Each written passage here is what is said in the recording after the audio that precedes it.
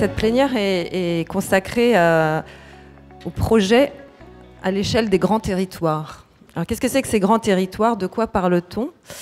Est-ce qu'on parle des territoires non métropolitains mais néanmoins urbanisés, ce fameux périurbain dont la définition n'est pas très claire toujours et surtout pas la même pour tous? Et pourtant, ces territoires à grande échelle et ces territoires étendus, ce sont plutôt de petits territoires quand on les prend chacun séparément. La crise des Gilets jaunes, c'est d'abord une crise de l'entre-deux territorial. On l'a beaucoup analysé de manière binaire, centre-périphérie. C'est ça qui est assez frappant, hein. C'est-à-dire qu'on a beaucoup de mal en fait à cartographier ce mouvement des Gilets jaunes. Beaucoup de propriétaires néanmoins. Alors tout à fait, il y a un certain nombre de traits caractéristiques qu'on pourrait égrener, mais le plus marquant, c'est la motorisation, voire la surmotorisation de ces ménages.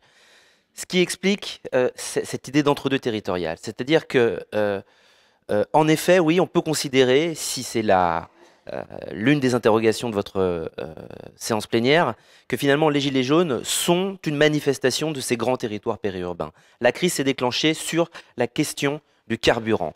Parce que ce sont des ménages mobiles, ce sont des ménages qui vivent à 20, 30, 40, 50, parfois 80 km, dans des secteurs qu'on ne peut plus appréhender avec des catégories classiques, urbain, rural. Voilà, ce sont des vastes bassins qui sont sous l'influence souvent d'une métropole régionale, on le voit très bien autour de Toulouse, de Bordeaux. Et les pratiques de ces ménages, en fait, sont marquées par la multimobilité. Or, tout cela, bien sûr, ça a un coût. Hein. Ça a un coût, c'est-à-dire qu'on a aujourd'hui un territoire français qui est marqué par des chaînes d'interdépendance, vraiment. On le sent tous hein, dans nos pratiques. Voilà. On est beaucoup moins assignés à résidence, hein, en quelque sorte. On a parfois dit les Gilets jaunes, ce sont des nowhere, ce sont des gens qui sont nulle part. Non seulement c'est extrêmement méprisant, hein, quand on regarde la périphérie, c'est toujours depuis le centre. Moi, si je voulais filer la métaphore un petit peu de l'anglicisme, je dirais plutôt que c'est vraiment des in-between. C'est des gens qui sont... D'ailleurs, ils se définissent très rarement par des catégories territoriales. Ils ne sont ni urbains ni ruraux. Ils sont dans la multi-appartenance territoriale, presque dans le zapping territorial. On a pu appeler ça comme ça avec Daniel Béard. Sauf que, oui, ça a un coût social, spatial, écologique. On y reviendra. Ça fait plusieurs années que l'on entend un discours d'opposition entre le rural et l'urbain.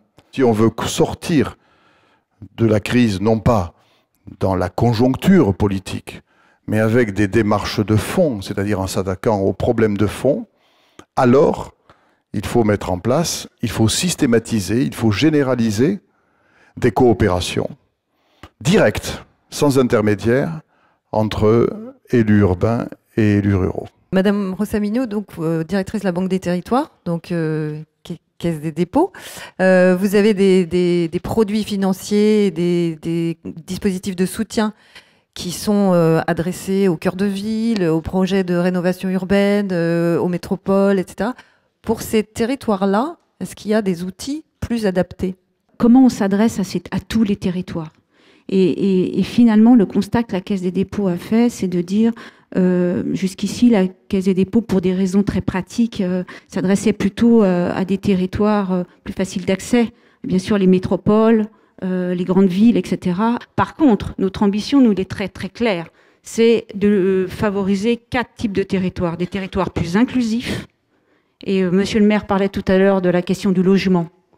Le logement social est une priorité absolue de la Banque des Territoires. Des territoires plus connectés. Quand vous avez un territoire qui n'est pas connecté, c'est un territoire où le sentiment de déclassement, et je reviens aux Gilets jaunes, je pense que le sentiment de déclassement est quelque chose qui a beaucoup animé ce mouvement. Territoire plus attractif, le périurbain a besoin aussi de ce côté attractif, et puis des territoires plus durables. Donc nous, ce sont les 4 axes de développement. Laurent Théry, vous proposez d'essayer de créer quelque chose via des projets également, avec des outils qui restent à inventer, parce que ceux qui existent aujourd'hui, les outils d'aménagement, ne seraient pas forcément tout à fait adaptés et risqueraient même de rigidifier les choses dans ce genre de territoire. Oh, je crois effectivement pas que ce soit une question de procédure, de boîte à outils. Ça veut dire que la tâche est difficile. Ardu. 10 ans à l'échelle de la construction de la ville, c'est pas beaucoup, mais non. A priori, il ne s'est pas passé grand-chose non plus. Ben, c'est pas Il s'est passé des choses, mais il ne s'est pas passé un mouvement de transformation effectif et très impactant. Quand on a créé la SAMOA, la société d'aménagement que j'ai dirigée pour l'île de Nantes, et à l'échelle de la grande métropole Nantes-Saint-Nazaire, nous avons porté cette question des grands territoires. Ça a commencé en 1999 avec des conférences métropolitaines. En 2019, eh bien, en dehors des agglomérations de Nantes et de Saint-Nazaire, il n'y a pas d'opération qui ait pu être mise en œuvre concrètement, efficacement, malgré une mobilisation des acteurs. Mais je crois qu'il y a en fait une résistance très forte des institutions, des cultures, à permettre ce passage à la transformation de ces territoires du périurbain. Il faut changer les méthodes, il faut innover. Et je crois que la première, c'est de ne pas avoir simplement une boîte à outils et des règlements, mais d'avoir des projets. Moi, je souscris entièrement à ça. Bon, je constate simplement quand même qu'on en est très loin, hein. L'adaptation, la différenciation, la territorialisation, je crois qu'il y a un consensus là-dessus des acteurs, hein, publics, privés, des chercheurs, bon, le fait que c'est une dynamique absolument incontournable pour pouvoir prendre en compte la spécificité de ces territoires, mais plusieurs signaux faibles nous montrent qu'il y a quand même un pas qui reste à franchir. Je me permets de rappeler deux choses avant. Vous disiez, bon, il ne se passe rien. Il faut aussi peut-être arrêter les visions un petit peu trop victimisantes, hein, voire misérabilistes des territoires périurbains. Les territoires périurbains, c'est pas des zoos, hein, on crée de l'emploi.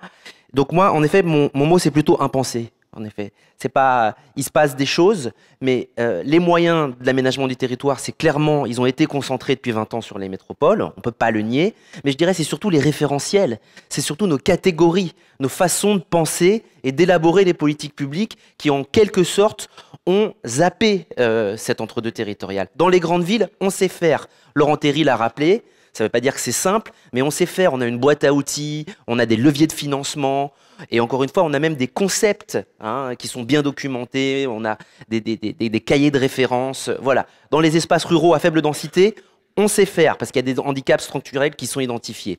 Dans l'entre-deux, c'est dur. C'est beaucoup plus dur. Alors oui, pour l'adaptation, la territorialisation, sauf qu'en réalité, quand on regarde ce qui se passe aujourd'hui, c'est quand même très largement dupliqué de ce qu'on fait dans les grandes villes. Je crois qu'à Toulouse, vous avez mis en place des mécanismes de compensation justement entre les territoires les plus centraux et peut-être et des périphéries qui ont des avantages moins faciles. Ce que nous avons décidé de faire avec les élus gersois concernés et avec Airbus, donc on a fait quelque chose en étant 3 autour de la table, c'est que dans le cadre de la réorganisation du travail d'Airbus, de sa volonté de développer le télétravail, on est en train d'aménager 3 aires de coworking dans des chefs-lieux de canton que les élus gersois ont sélectionnés dans cette partie-là du Gers, parce que ce sont des endroits stratégiques, pratiques géographiquement. Ces aires de coworking, évidemment, il faut les équiper, il faut les numériser. Eh bien, là aussi, on se retrouve à 3 pour financer, au lieu de laisser seuls nos collègues gersois. Et avec ça, ben, on crée une nouvelle attractivité économique. On évite des déplacements pendulaires supplémentaires, donc on diminue la pollution au profit de tous, et notamment au profit de l'agglomération toulousaine. On diminue la congestion à Toulouse, et Airbus y trouve son compte en termes d'objectifs professionnels. Laurent Théry, vous vouliez ajouter un mot, je crois. C'est-à-dire que je voudrais, avant que ce débat ne s'arrête, aborder une dernière question, qui est celle de l'intercommunalité. Parce qu'il me semble que l'intercommunalité... Vous voulez parler de la gouvernance, mais on n'a pas beaucoup de temps. Ben oui. Cette intercommunalité a encore beaucoup à progresser. Aujourd'hui, on a tendance un peu à opposer le retour vers les communes et la progression de l'intercommunalité, avec des débats, avec des allers-retours sur ces questions. Je pense que c'est extrêmement important que l'intercommunalité progresse de façon substantielle, parce que pour répondre aux différents défis écologiques et de développement qui sont devant nous, la grande échelle est toujours nécessaire. Alors, ce n'est pas en opposition avec la commune, mais en même temps, il faut pouvoir faire en sorte que les projets se jouent à l'échelle de leur propre raison d'être. Aurélien Delpirou, je vous Trois donne points brefs pour réagir à... le mot de la fin. Je termine plutôt sur le dernier point. On en discutera plus tard. Sur le dernier point, alors là, je suis tout à fait d'accord. Il faut aller beaucoup plus loin. Il faut aller beaucoup plus loin parce que moi, je suis très sensible aux initiatives. J'ai travaillé un petit peu sur le contrat de réciprocité avec le Gers. Voilà, il y a de la mutualisation, il y a des transactions réciproques autour de l'alimentation. Mais aujourd'hui, c'est un peu marginal quand même dans l'action publique. Faut quand même être honnête. Hein. Donc moi, je pense qu'il faut aller beaucoup plus loin et faire de la réciprocité, enfin on peut l'appeler comme on veut, hein, interterritorialité, réciprocité, mutualité, vraiment un principe générique et une condition de l'élaboration des politiques publiques en France aujourd'hui. Parce que sinon, encore une fois, on ne s'en sortira pas.